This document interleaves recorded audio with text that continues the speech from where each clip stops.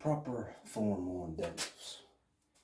Now, back when I was probably 19, I was in a gym and there was this big, huge dude that came over there and I was doing deadlifts. Well, I had shorts on, okay? To this day, I never wear shorts ever in a gym. Number one, I don't want to look at my legs or anything when I'm training. And number two is after I got done, this guy came over there and said, hey, you want me to show you how to do that? And there was this dude, his name was Charlie Roscoe. And he wouldn't let me move up past one plate on each side. He says, you're going to get the form down and the weight will come later. Don't worry about the weight. And, at the time, maybe I was a little bit younger than that. I don't even know. But this guy was freaking huge, okay? Back was huge, everything was huge. And he would not let me leave until I had that movement right. And to this day, I'm 54 now, okay? I've always done deadlifts. That was always my best lift, my best thing, my perfect, best form ever. Because of that one day, a guy spent an hour with me, and I deadlifted good ever since that. And, back when I competed, my back was so thick when I competed that they say my back looked like a light heavyweight, or a heavyweight, but I was a middleweight.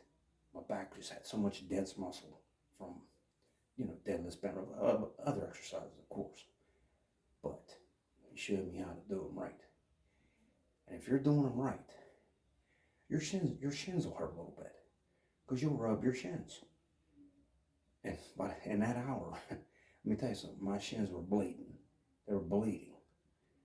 So, learned a valuable lesson. I'll never wear freaking shorts again when I deadlift.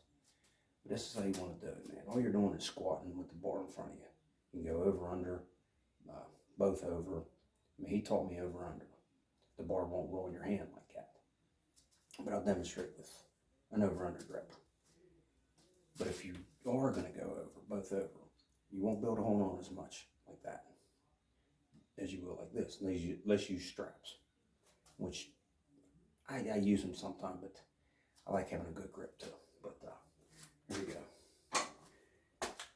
Set up.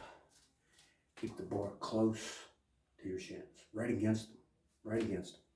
You squat down and keep your ass as low as you can. Keep an arch in your back. Keep your head up. Put one hand over, one hand under, or one over, or both over, whatever you want to do. But keep the head up. Everything follows the head. Put your head down like that, you're going to go forward. Okay? So, grab it like that. You're going to drive through your heels. You're going to drive through your heels. You never keep your head up the whole time. You're going to shoot right through the heels. And it rides up the shin. See that? Rides right up the shin. Then when you lay it back down, you do it in reverse. It goes, you don't let it go out in front of you because you pull your back. Sink down with the legs first. Sink down and let it ride the shin. Bam. That's it. Up. Bam.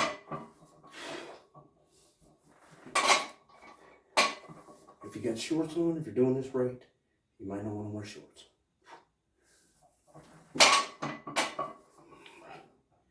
Because it will ride the shin. Just like that. Come down, let it sit for a second, and then blow up. You don't want to come down and bounce. Come down, let it set, and then explode up through the heel. Keep the head up the whole time. Head stays up. You do this, you're in for, that's bad news. You could hurt your back using 135 pounds. But that is how to do a proper deadlift. I know somebody else is going to say, that's not how you do them, this and that. Well, I do it your way, okay? Not being smart, but I know that is how you deadlift. I know for a fact. There's other variations of the deadlift, but amateur way to not get hurt deadlift. But hey, you guys have a good one, and I'll catch you next time down in the dungeon. Later.